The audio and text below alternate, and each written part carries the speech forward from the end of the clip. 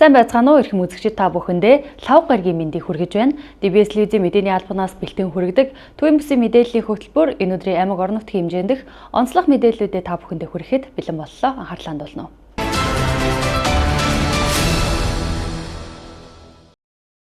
Эхний мэдээ Улаанбурхан улаанууд өвчний эсрэг товлолт вакциныг 9 сартай болон 2 настайд хийдэг. Энэ товлолт хугацаанд вакцина хийлгээгүй болон нэмэлт тонд хамрагдаагүй 10-аас 15 настай хүүхдүүдэд нэмэлтээр дархлаажуулалтыг хийж байна.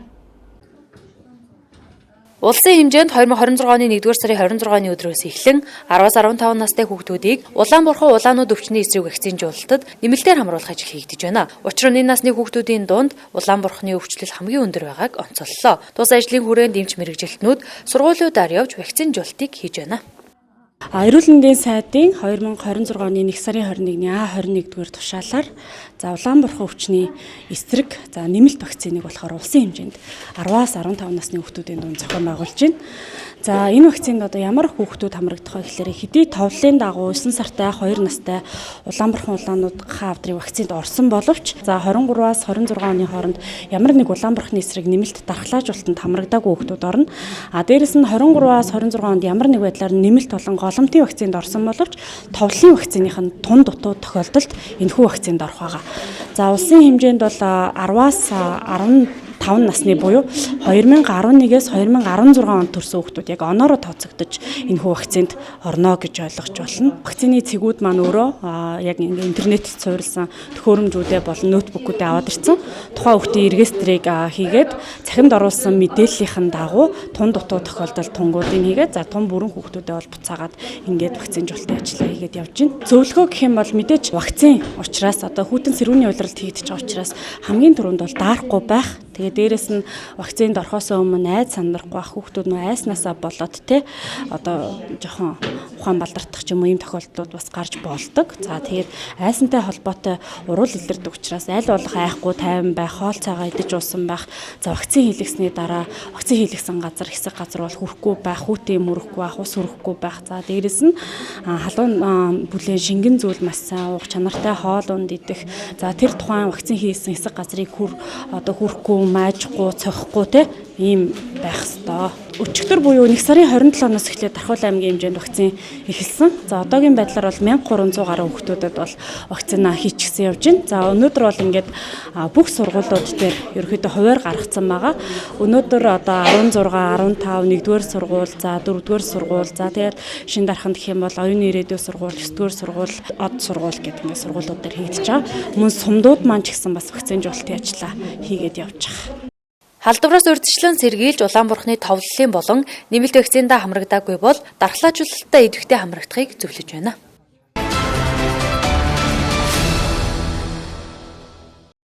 Дараагийн мэдээ Дархуул аймгийн удирдах ажилтны зөвлөгөөнөөс дараах мэдээллийг бэлтгэлээ. Хүлээн авч үзнэ үү. Сумдын дарга нарыг би хэлээд байгаа. Малчид руугаа тогтмол холбоотой ойр ойрхон байгаарай. Энэ хөдөөгийн засвал би л мэдхийн сумын дарга байхаас хойш мэдхийн ингэж зас орж байгаагүй шүү. 11 оны нэг зуднаас хойш бол ийм айхтар зас ороогүй шүү. Сүүлийн 14 жил 10 онд айхтар зуд болж исэн. Тэгэхээр энэ зас мэс бол энэ хавар бол айхтар төвшөнд хүрнэ. Тэгэхээр малчдынхаа нийгмийн асуудлыг хангах, зам харгуу гаргах, малчдтай шаардлагатай эрүүл мэндийн тусламж үйлчлэгийг хүргэх, ялангуяа хонгор сум энэ дээр анхаарал хандуулж ажиллаарай. Хонгор сумын удирдлагуудад миний өгсөн үүрэг даалгавар биелэхгүй байгаа шүү. Та нар ад цаг хараад байхгүйгээр тэр сумынхаа төвийн урдлын авт замыг бүрэн цэвэрж дуусгаа гэдэг үүргийг би өгөөд 2 сар болж байгаа шүү. 2 сар болж байгаа шүү. Энийг биелүүлэхгүй байгаа шүү. Энэ хэдийгээр ад цаг хариуцах боловч энэ сум орон нутгийн чинь та нарын иргэдийн зорчдог гол зам учраас энэ зам дээр та нар анхаарал хандуулж ажиллаарай гэдэг би үүрэг өгмөр байна. 2 сарын 3-4-нд нийт нутгаар бааз зэргийн цас орохоор байна. Бусад хугацаанд бол цас орохгүй. Цас орох үеэр бол бааз зэрэг сархилна. Энэ явган шуургын хэмжээнд шуурхаар байна. 27-оос 30-ны үед шөндөө 30-аас 35 градус хүйтэн байна. Өдөртөө 20-оос 25 градус байна. 31-ээс хүйтний ирч бааз зэрэг сулраад шөндөө 24-өөс 29, өдөртөө 14-өөс 19 градус хүйтэн байхаар байна. 2 сарын 1-2-нд бол нэлээд дулаахаар байна. Өдөртөө 8-аас 13 градус дулаахаар байна. 2 сарын урьдчилсан мэдээг товч хэлчихв те. 2 сарын урьдчилсан мэдээгээр бол олон жилийн дундчаар ер нь 18-20 градус хүйтэн байдаг. Энэ 2 сард бол бас хүйтэн байхаар байна. 1-3 градусаар хүйтэн байхаар байна. За ялангуяа бол 2 сарын эхний 10 хоногийн ихээр бол удаахан байж байгаа. За сүүл рүүгээ болон 2 дугаар 10 хоног, за 3 дугаар 10 хоногийн ихэнх дунд үе хүртэл ер нь бол хүйтний ирч ер нь жоохон чангадуу байх нь байна. За сүүлийн 10 хоногийн дунд үеэс бол харьцангуй дулаахаар ийм цагаараа урьдчилан төлөвлөсөн байна.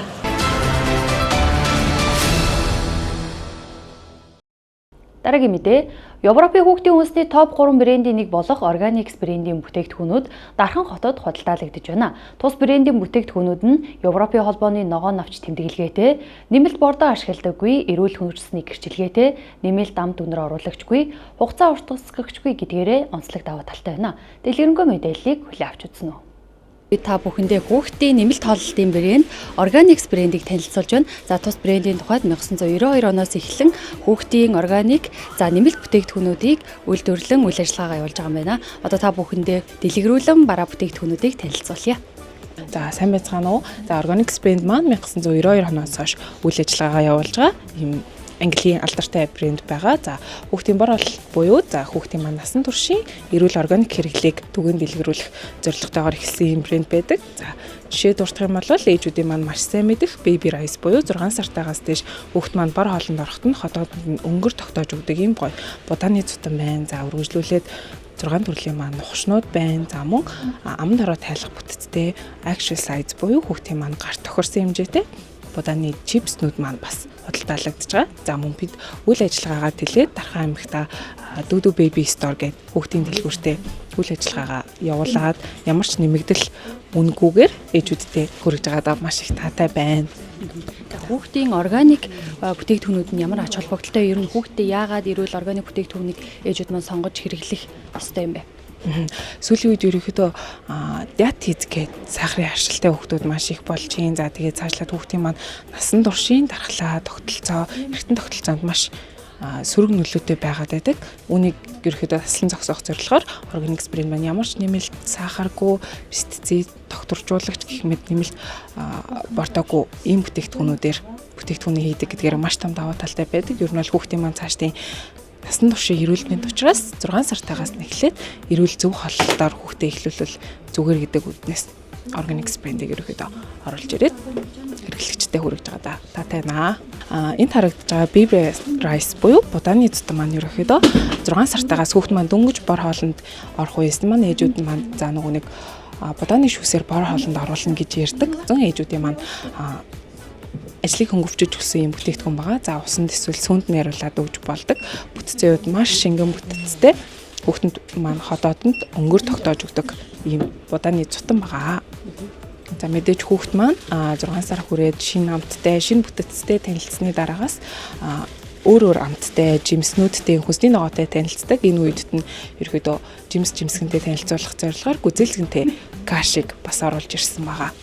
Энэхүү харагдаж байгаа чипс маань болохоор амд ороод тайлах бүтцтэй. Ерөөдөө хүүхдэд маань өдрийн хөнгөн снэк болгож өгөхөд маш тохиромжтой ийм бүтээгдэхүүн байгаа. 6 сартаагаас дээш хэрэглэх боломжтой. Хүүхд маань ловонтой танилцах үедээ ерөөдөө ловон гаргаж хаяах идэхгүй байх гэх мэт сөрөг нөлөөтэй байгаад байдаг. Ловонгоос авах амин дэм, амин дэм, С амин дэмийг ерөөдөө нөхөж өгч чадсан ийм амд ороод тайлах бүтцтэй чипс байгаа. Мөн 7 сартаагаас дээш хэрэглэх боломжтой. Хүүхдийн маань нэг өдрийн ногооны хэрэглээг хангаж өгөхөд Вандуу Эрдэнэ шиш улаан лойлтой ийм 3 төрлийн хүнсний бүтээгдэхүүнийг агуулсан. Бас амд ороод тайлах бүтцтэй чипс маань байгаа. Өдрийн хөнгөн снэк болгож өгвөл тохиромжтой. Хүүхдүүд маань бас орой уулгнах өлсөх үед нь ерөөдөө өгвөл тохиромжтой ийм чипснүүд маань байгаа. За бүтээгдэхүүнийн онцлогийг хэлэх юм бол манай бүтээгдэхүүнүүд ерөөдөө бүгдээрээ Европын албаны ногоон навч тэмдэглэгээтэй байдаг. За ерөөдөө ногоон навч тэмдэглэгээ маань тухайн бүтээгдэхүүнийг хийхэд үйлдвэрлэлийн явцаас хэрэглэгчийн гарт хүртэл ямар нэгэн байдлаар докторжуулагч, хуцаа уртсгагч, нэмэлт амт дүнээр оруулагч гэх мэт бүтээгдэхүүн агуулаагүй 100% эрүүл органик хөрснөөс гаран авч хүүхдийн гарт хэрэглэгчийн гарт хүргэж байгаа гэдгийг баталж өгдөг юм тэмдэг тэмдэглэгээ байдаг. Organics брэнд маань бүх бүтээгдэхүүн ийм тэмдэг тэмдэглэгээтэй гэдгээрээ маш том даваа талтай байдаг. За Organic Sprint-ийн нухшны хувьд гэх юм бол 6 сартай 12 сартай гэдэг хоёр төрөлтэй байдаг. За ерөнхийдөө хүүхдийн сарын ослог тохируулах хийдэг учраас 6 сартаагаас дээш бүтээгдэхүүнүүдийг бор хоолнд орсон хүүхдүүд маань хэрэглэн за 12 сартаагаас дээш бүтээгдэхүүнүүдийг ерөнхийдөө 1 наснаас дээш бүх бүтээгдэхүүнтэйгээ бүх орц найрлага үр тариатайгаа танилцсан хүүхдүүд хэрэглэхэд тохиромжтой байдаг. За бусад брендийн бүтээгдэхүүнийг харах юм бол 2-3 төрлийн жимсгнэр хийсэн байдаг бол Organic Sprint маань 4-6 төрлийн жимс үр тариаг хослуулан хийдэг гэдгээр маш том даваа талтай хүүхдэд хашил үүсэхгүй ийм бүтээгдэхүүнүүд байдаг байгаа. За тэгээд мэдээж хүүхдийн гарт аюул учруулахгүй эргономик бүтцтэй савлгаатай гэдгээр маш том даваа талтай.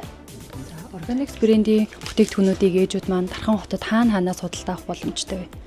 За Дархан хотод гэх юм бол Dudu Baby Store-оос худалдаа авах боломжтой. За мөн Organic Market байгаа. Dudu Baby Store болон Organic Market маань ерөнхийдөө хоёулаа онлайнаар хүргэлттэй байдаг учраас таад маань онлайнаар захиалаад хүргүүл авах боломжтой. За мөн Дархан хотод гэхгүй Сэлэнг аймагт хүртэл худалдаа авалт хийх боломжтой болж байгаа. За Сэлэнг аймагт Гоё Market гэдэг харилцагч маань байна. За Сэлэнг аймгийн зүү хараад тод 1 2 гэдэг дэлгүүрүүдэд худалдаалагдж байгаа. За мөн цаашлаад үйл ажиллагаагаа илүү хөрвжүүлээд та хэдтэй илүү ойр байна гэдэгт итгэлтэй байна. Үзэгчид та бүхэндээ бид Английн хүүхдийн нэмэлт хоолны брэнд Organic Sprint-ийг танилцууллаа. Та бүхэн ээжүүд маань хүүхэддээ нэмэлт химийн бодисгүй эрүүл эко бүтээгдэхүүнүүдийг сонгохыг хүсвэл Organic Sprint-ийг сонгоорой.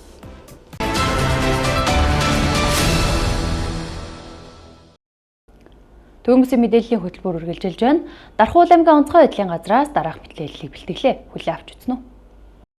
Дархан аймгийн онцгой байдлын газар төрийн болон худалдаа үйлчилгээний чиглэлийн 32 байгууллагын барилга байгууламжид галын аюулгүй байдлын төлөвлөгөөт хяналт шалгалтыг хийж гүйцэтгэлээ. Аж ахуй нэгж байгууллага болон иргэдийн барилга байгууламжид нийтлэг зөрчлүүд илэрсэн байна. Гамшигаас хамгаалах үржин зэрлэг талаар бол төсөв бүрдүүлээгүй. Эрсдлийн үнэлгээгээ хийлээгүй барилга байгууламжийн хэмжээнд мөн дээрээс нь гамшигаас хамгаалах төлөө боловсруулж үйл ажиллагаанд баталж хэрэгжүүлэх хүснэ гамшиг нийтлэг зөрчлүүд илэрлээ. Галын аюулгүй байдлын талаас барилга байгууламжинд бол галын аюулгүй хангах болон хариуцах талаар албан тушаалтыг томилоогүй. Гал унтраа хангалттай багаж хэрэгслийг зориултын дагуу стандартын дагуу байрлуулаагүй. Мөн гал унтраа шуурга төлөвлөгөө боловсруулж ажилтны албаагчдад танилцуулж дагаж мөрдөх хүсний нийтлэг зөрчлүүд бол ихтэй гэнэ шалгалтын үед бол илэрч байна. За мөн та бүхэнд зөвлөгөө өгөхөд бол одоо аж ахуй нэгж байгууллага нь гамшигаас олгуулсан болон галтгуурын талаар одоо гараад байгаа нийтлэг зөрчлүүд нь юунаас олж үүдэж гараад байна гэхээр гамшигаас олгох хуулийн дээр төр захиргааны байгууллага үйл нийт зардлынхаа нийт төсвийнхаа 1%-ийг иргэн хуулийн этгээд үйл ажиллагааны зардлага 1.5%-ийг гамшигын эслийг бууруулах үйл ажиллагаанд төсөөлөөд тэр төсвөлсөн хөрөнгө мөнгөөр одоо гамшигаас хамгаалах юм уу галтамраас хамгаалах үйл ажиллагаанд одоо зарцуулах ёстой байдаг. Жишээ нь бол одоо гамшиг гал унтраа шуурга төлөвлөгөө боловсруулах, эрсдлийнхаа үнэлгээг хийлгэх, даатгалд хамруулах, галын аюулгүйн талаас нь гал унтраа агшигчдын бараж хэрэгслээ хөдөлтөн авах, гал унтраа шуурга төлөвлөгөө боловсруулах, ажилтны албан хаагчдаа сургууль дадлагжуулах зардалт бол энэ төсвийг төсөөлж зарцуулах ёстой. Энэ төсөв аж ахуй нэгж байгууллагын иргэн хуулийн этгээд дээр байхгүй учраас одоо тухайн байгууллага дээр галын аюулгүй хангах болон гамшигаас хамгаалах хангах ажлын дагалдагдаад тухайн байгууллагын галын аюулгүй болон гамшигаас хамгаалах аюулгүй байдал стандарт норм төрийн шаардлага хангахгүй ийм байдал үүсэж байгаамаа. Иргэд аж ахуй нэгж байгууллага хуулийн этгээд нь жилийн төсөвтөө гамшигаас хамгаалах болон галын аюулгүй байдлыг хангах төсвийг заавал тусгаж өгч тухайн төсөвтөө таарсан үйл ажиллагааг зохион байгуулж явах шаардлагатай байна.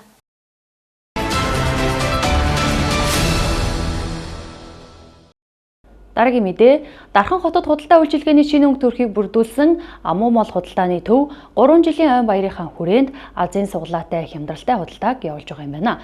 Үргэлжлүүл Амуу мол ихтлгүүрээс бэлтгэсэн мэдээллийг хүлээн авч үзнэ үү? Дархан хотын томоохон худалдаа үйлчилгээний төв болох Амуу мол худалдааны төвийн 3 жилийн айн баяр маргааш буюу 1-р сарын 29-ны өдөр тохиох гэж байна. За энэ хүрээнд ямар үйл ажиллагаа болох, ямар хямдрал, бэлэгдээ үйл ажиллагаа явуулж байгааг зохион байгуулагчаас дэлгэрэнгүй мэдээллийг та бүхэндээ хүргэх гэж байна. За танд энэ өдрийн мэндийг хүргэе. За ямар үйл ажиллагаанууд зохион байгуулагдах гэж байна? Энэ талаар та мэдээлэхгүй юу? За энэ өдрийн мэндийг хүргэе. Сайн мэцхан уу? Манай Аман бодлын 3 жил 1 сарын 29 буюу маргааш тахиах гэж байна. Бүх дэлгүүрүүд маань 5-аас 70% хямдралтай болж байгаа. За үүнд болохоор гоо сайхны бараа, хүүхдийн хувцас, эрэгтэй хувцас, за гэр ахуйн бараа гэх мэт бүх зүйлсүүд маань хямдарж байгаа. Мөн 100 мянган төгрөгнөөс дээш бараа бүтээгдэхүүн авсан тохиолдолд нэг суглааны эрх өвн 5 хүн тус бүр 100 мянган төгрөгийн эрхийг олгоно. За мөн хамгийн супер шагналт маань юу байгаа вэ гэхээр брендийн цүнхээр шагнагдж байгаа. За тэгээд бас ийм онцгойлсон тусгай тийм жижиг гарын бэлгэнүүд байгаа шүү. За манай суглааны азтан байна. 1 сарын 29-ний өдөр буюу өглөө 11 цагаас 16 цагийн хооронд суглаа маань явагдаж дуусаад шууд лайваар суглааны азтан тодорхой байгаа. Бүх дэлгүүрүүдийн маань урамшуул 1 сарын 29-ноос 1 сарын 31-ний өдөр хүртэл үргэлжлэх боломжтой тул эрхэм үйлчлүүлэгч та өргөнөөр ирж үйлчлүүлээрэй.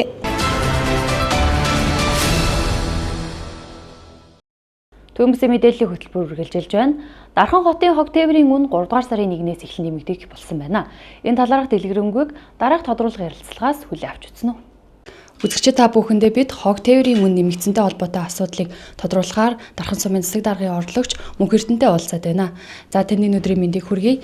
За айл өрхүүдийн хог тээврийн үн 1-ээс 2 дахин нэмэгдсэн байна. Энэ талаар мэдээлэхгүй юу? Ямар шийдвэрийн үндслийн дагуу нэмэгдэх болсон бэ? За байгаль орчин уур амьсгалын өөрчлөлтийн яам болон сангийн сайдын хамтарсан тушаал байдаг. За энэ тушаал дээр үүддэг гэхээр хог эдлийн үйлчлэгээний хураамжийг одоо бодохтой холбоотой хог эдлийн үйлчлэгээний хураамжийг одоо тухайн одоо үеийн эдийн засгийн нөхцөл байдалтай уялдуулж хэрхэн тооцоолж гаргах вэ гэдэг ийм аргачлал. За энэ аргачлалын дагуу одоо Дархан хотод одоо нийт одоо үүсгэж байгаа хог эдлийн үйлчлэгээний хураамж нь одоо өнөөдрийн эдийн засгийн нөхцөл байдалтай уялдуулж хэд байх вэ гэдэг ийм одоо зүйлийг бол аргачлалын дагуу бол бодож гаргасан гэсэн. Хоёр сайдын хамтарсан тушаалаар аргачлал батлагдах хамтарсан тушаалаар бол одоо нийт одоо үүсгэж байгаа хог за дээрээс нь хогийг одоо тээвэрлж байгаа зардал хоёрыг нь хооронд маач игээд за эндээс одоо нэгж одоо хог болон одоо 1 кг хог за 1 тонн хогийг тээвэрлэхтэй холбоотой зардлууд бол аргачлалын дагуу бодогддог байгаа гэсэн. За энэний дагуу энийг үндэслэж одоо Дархан сумын иргэдийн төлөөлөгчдийн хурлын 2025 оны 12 сарын 15-ны өдрийн 15 дугаар тогтоолоор за Дархан хотын хог тээврийн үйлчлэгээний хураамжийг нэмэгдүүлэх нь зүйтэй гэж иргэдийн төлөөлөгчдийн хурлаар үзэж за хог эдлийг одоо нэмэгдүүлэх гэдэг ийм шийдвэр буюу тогтоолгосон гэсэн. За хуучин 2022 онд хамгийн сүүлд 2022 онд энэ одоо хог эдлийн үйлчлэгээний хураамжийг баталж Дархан сумын иргэдийн төлөөлөгчдийн хурлаар баталж гаргасан байдаг. За тухайн үеийнхэн одоо яг л энэ одоо хоёр сайдын хамтарсан тушаалын аргачлалын дагуу за тухайн нийгмийн эдийн засгийн үзүүлэлтэд уялдуулж за өрхөл бол 5,000 байна гэдэг ийм одоо шийдвэрийг бол 2022 онд гаргаж ирсэн. За 2025 оны одоо энэ хот өргөжж байгаагийн хэрэг за илүү одоо тэлж хөгжиж байгаа хүн амд суурьшил нэмэгдэж байгаатай холбоотой за энэ зүйлийг бол одоо аргачлалын дагуу бодож за яг энэ үеийнхээ одоо эдийн засгт уялдуулж гаргасан гэсэн. За энэ шийдвэр нь хизээнээс мөрдөгдөж эхлэх вэ? За энэ зөвхөн иргэдийн төлөөлөгчдийн хурал тогтоол гаргаад бүх нийтэд дагаад ч мөрдөгчдөг асуудал бас биш. Тэгэхээр Монгол улсын хууль зүйн дотоод иргэний яамд хэм хэмжээний актад бүртгэх тухай одоо ийм журам байдаг. За энэ журмын дагуу бид нэр иргэдийн төлөөлөгчдийн хурлаас гарсан тогтоолоо хууль зүйн яам руу явуулаад за бид нар одоо энэ хоёр ах сайдын хамтарсан тушаалаар батлагдсан аргачлалын дагуу үн терапиг шинжилэн тогтоолоо. Иргэдээ санал авлаа. За иргэдийн төлөөлөгчдийн хурлаараа хэлэлцүүллээ. За энэ дэр одоо хэм хэмжээний актад бүртгэх нь зөв буюу буруу юу гэдэг дээр хууль зүйн яам одоо энэ дэр тайлбар өгөөд энэ хууль зүйн яам энэ дэр одоо баталгаажуулж өгөөч гэдэг хүсэлтэд бид нар бол тогтоолоо явуулдаг гэсэн үг. За 2006 оны 1 сарын 20-ны өдрийн хууль зүйн дотоод иргэний одоо яамны 7495 тоод улсын бүртгэлд бол манай тогтоолыг энэ бол хуулийн үндэслэлтэй юм байна. Энэ бол аргачлалын дагуу нөлөөллийн шинжилгээгээ гаргаад иргэдээ санал аваад за тухайн одоо энэ үеийнхэн эдийн засгийн одоо үндэс нормативтайгаа уялдуулаад гаргасан үн мөн байна гэдгийг хууль зүйн дотоод иргэний яам бол энийг улсын бүртгэсэн гэсэн үг. За улсын бүртгэл бүртгэснээс хойш хизээ дагааж мөрдөх вэ гэхээр улсын бүртгэл 7495 дугаарт бүртгэгдээд хэм хэмжээний актын эмхтгэл гэж хэвлэгддэг. За энэ эмхтгэл нийтлэгдсэн өдрөөс хойш дагаж мөрднө гэж байгаа. За энэ бол одоо хизээ эмхтгэл нийтлэгдэн тэр цагаас хойш бол одоо дагаж мөрднө гэсэн ийм одоо хуулийн заалт байгаа. За бидний нэг юм прогнозор бол 3 сарын 1-ээс бол хэрэгжиж эхлэх байх гэсэн юм тооцоололт явж байгаа гэсэн. За хог тээврийн үн нэмэгдснээр ер нь бол чанар үйлчлэгэнд нь ахиц дэвшил гарах уу? За хог тээврийг одоо хогийг ачих давтамж нь нэмэгдэх үү? За дулааны үйлрэлд бол хог маш ихээр овоорсон. Тэгээ ингээд эргээд ачихгүй байх. Өмхийн үнээр үнэртэж гин гэсэн асуудлаас гардаг шүү дээ. За мэдээж Дархан хотод өдөртөө одоо 120-аас 180 тонн үйлдвэрлэж чинь Дархан хотын нийт иргэд болон аж ахуйн нэгжүүд бол нэг өдрийн дотор л ихэд 120-аас 180 тонн үйлдвэрлэж чинь. Энийг нь татанж зайлуулах, тээвэрлэх, за пүнкрээс ачих бараатогийн цэврүү тээвэрлэх, за ландфилд оруулах гэх процессыг явагддаг. За энэ болгон дээр ачигч жолоочд гээд одоо манай Дархан хотын хог тээврийн газрын албаагчид мань бол ажиллаж байгаа гэсэн. За өдөр болгон харилцаа адил өөр. Ялангуяа баярын өдрүүдэд бол хог хийгдлийн хэмжээ маш их нэмэгддэг гэсэн. За энэ үедэд бол уртсгсан цагаар ажиллахаас болоод асуудлууд нэмэгдэж байгаа. За хог хийгдлийн үнэ тарифыг нэмэгдүүлснээр ядаж л одоо бидний тарьсан хогийг зөөвөрлж байгаа ачиж байгаа ажилтны албаагчдын цалин хөрсгөлийг нэмэхээс хуулаад ажилтны албаагчдын доктортой ажиллах нөхцөл болцыг нэмэгдүүлэх чиглэлээс хуулаад за тэдний ажлыг хөнгөвчлсөн техникийг ашигласан, технологиг ашигласан за парк шинжилтийг хийхтэй холбоотой энэ менежментүүдийг сайжруулсныг хэрээр хог хийгдлийг одоо иргэдээс ирж байгаа хог хийгдэлтэй холбоотой гомдол буурж за дээрээс нь одоо татаж зайлуулах ажлууд бол одоо чанарын хувьд бол илүү сайжаа явна гэсэн юм. За иргэдээс ямар утгатай санал яаж авах юм бэ? Энийг нэмэгдүүлсэн зөв үү гэдэг, буруу юу гэдэг дээр бол иргэдээс нийт 5 хөөсөрөө гэж хэлсэн шүү дээ түрүүн тийм. Нэгдүгürt нь бол бид нар одоо иргэдийн төлөвлөлтөд хурлын сайтаар одоо тогтоолынхаа төслийг байршуулж тогтоолын төсөл дээр иргэдийн саналыг авсан байгаа гэсэн. За энэ нөлөөллийн шинжилгээ болон энэ одоо ажилласан манай одоо бүх одоо баримтууд дээр бол энэ нь одоо хадгалагдсан байж байгаа. За энэ дээр иргэд одоо тогтоолын төсөлтэй холбоотой санал хүсэлттэй комментэр илэрхийлэх. За энэ зөв байна, буруу байна гэдгийг илэрхийлэхтэй. За эндээсээ одоо нийт одоо олонх нь бол одоо аль нь зөв юм буруу юм бэ гэдгийг нэмсэн зөв юм буруу юм гэдэг дээр санал илэрхийлж байгаа. Энэ бол нэг л их өсвөртэй. За хоёр дахь их өсвөр нь бид нар Google форм болон QR кодуудыг багууд дээр байршуулж өгч байгаа. Та одоо бүх нийтийн одоо санал асуулга дээрээс нь хог идэлүүлэх хурамжийг нэмэгдүүлэхтэй холбоотой иргэдэд саналаа өгөөч. Та хэрвээ та анзаарсан бол бид нар гялгарууд нар QR кодыг байршуулад багийн төвөөр үйлчлүүлж байгаа томоо хөдөлтөний төвөөр үйлчлүүлж байгаа хүмүүсээр тэрийг одоо QR нуушуулад Google форм гарч ирээд яг л энэ гурван асуултуудыг асуулж байгаа. Тэ хог идэлүүлэх хурамжийг нэмүүл зөв үү? За нэмүүлэхэд байвал зөв юм тэ. Хог идэлүүлэх хурамжийг байш урал гэр ороллоор нь ялах нь зөв юм уу буруу юм уу? Нөгөө талаар иргэнээр бодсон зөв юм уу, өрхөр бодсон зөв юм уу гэдэг маш ойлгомжтой гурван асуултыг л ингэ асууж байгаа. За энэ бол хоёр дахь их хөөсөн тийм. За гурав дахь их хөөсөн нь бол сошиал платформудаар дэмжиж одоо Дархан сумын пэйж хуудасуудаар дамжуулж за Google формынхаа линкүүдийг байршуулж тийм. За энэ санал асуулгад иргэд та бүхэн оролцоорой гэдэг энэ зүйлүүдийг явуулж байгаа гэсэн. За энэ дагуу одоо иргэд маань бол линкэн дээр дарж орж одоо энэ гурван асуултанд ялгаагүй л одоо өөрсдийнхөө байр суурийг илэрхийлж байгаа. Мэдээж сошиал одоо цахим хэлбэрээр өгж байгаа санал асуулгууд бол хэн нэгнээс хараад бус иргэд алиг өөрсдийнхөө бол байр суурь илэрхийлж байгаа л хэлбэр байхгүй. Тэгээ энэ олон иргэдийн чинь иргэд бол одоо зарим нэг нь бол зөв байна, буруу байна гэл энэ чинь аюу тийм одоо ийм одоо маргаан дагуулсан асуудлууд болж байгаа. За дөрөв дэх хөөсөр нэмэхээр бид нар танхимаар уулзалтуудыг зохион байгуулж байгаа. За баг дээр очиод за хог идэлүүлжний хурамжийг нэмэгдүүлэхтэй холбоотой хилцүүлэг болох гэж байна. Та ирээч. За манай багийнхнараа дамжуулаад судлааны ажлаараа дамжуулаад иргэдэд заалууд дэлгэргээд за танхим цуглуулад ийм учир шалтгаан байгаа учраас энийг нэмэхийн шаардлагатай байна. Ийм одоо зүйл байгаа учраас энийг нэмэхдээ та саналаа хэлээч гэд иргэдээр хилцүүлэг хийгээд иргэд асуултаа асуугаад ойлгоод болж ийн бүгд чинь гэдэг нэлээд болохгүй байгааг нь бас хэлчихлээ. Танах ингээд одоо үн тарифа нэмэгдүүлсэн чинь үйлчлэлийн чанар чинь сайжрахгүй л яах юм. Иргэд зарим нэг нь бол одоо манай хогийг ачихгүй байна. За манад одоо бараг сүүлийн 2-3 сарын хугацаанд ирсэнгүү те хог ачдгүй штэ. Энэ ингээд илүү одоо задгаа байгаад идэв штэ гэх мэт. Тэгээ түрүүн би хэлсэн өдөртөө 100-аас 180 тонн хог одоо үүсгэж байгаа энэ хотын хувьд энийг ямар нэгэн байдлаар татаж зайлуулж байгаа болохоор зайлуулж байгаа учраас одоогоор ямар нэгэн байдлаар хогонд дарагц асуудал байхгүй байгаа шүү дээ. Нөгөө талаараа гэр орооллын өрхүүд ялангуяа энэ уулын ам болон энэ одоо билүүдээр байгаа гисүүд дээр одоо хор хогийн цэвүүдийг үүсгдэг асуудлууд харьцангуй болж эхэлж байгаа. За энэ хяналтууд нь сайжирч байна тий. За дээрээс нь одоо яг го зарим тохиолдолд гэр бүлийн иргэд маань бол шуудаанд нь хийгээд хашааны гадаа тавихлаар ингээ ахгүй сэрэгдэл нохоо гаргах чад энэ ч гэдэг юм тий. За энэ болгонд бид нар цагийн хуваарийг илүү дэлгэрэнгүй болж яг одоо тэдэн сарын тэдний өдрөөс хавуулаад одоо тэдний хугацаанд танаа худамжаар явна, танаа хорооллоор явна гэдэг нь тодорхойлож өгч гэсэн. За өнгөрсөн жил бид нар юуг сайжруулсан бэ гэхээр нөгөө ногоон хогийн бункерийг халж байгаа. Тэр хогийн бункер байна гэдэг чинь хог үүсээд л байна гэсэн үг тийм. Тэр ногоон хогийн бункерийг одоо байрш оруулалтын хувьд бол хогийн бункерийг халаад орцуулганы үүдэн дээр жижиг хогийн сувыг байршуулах ажлуудыг хуучин орол за 39 болон нэхийн отхон парк тамхтгнууд бол энийг хэрэгжүүлээ явж байгаа. За тэгээд тэгэхээр иргэд гарч ирээд үүдэндээ байгаа хогийн савнда одоо хогооч одоо хаялаа. За тэрний дагаа яг хуваарьнд байгаа хог тээврийн ажилчид маань хоёр талаас нөрөөл авчиж. Тэгээд бид нэгдүгээр бункерийг халаа, хоёрдугаар хүрцийг халаа.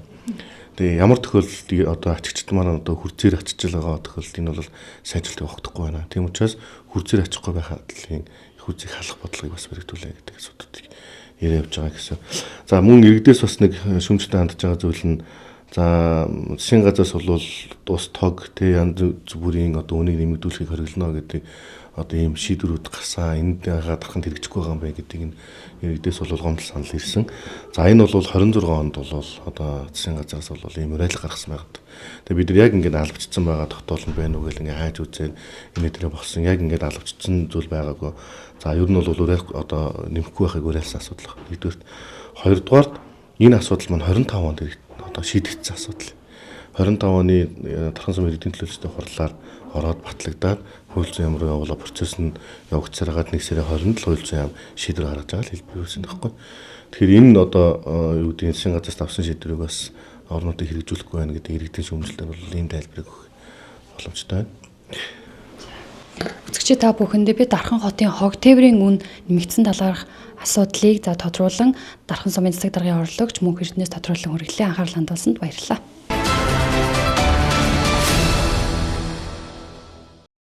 Үзэгчид та бүхэндээ бид лав гарагийн дугаараа бэлтгэн үзүүллээ. Маргаашийн дугаараар уулзлаа. Түр баяртай.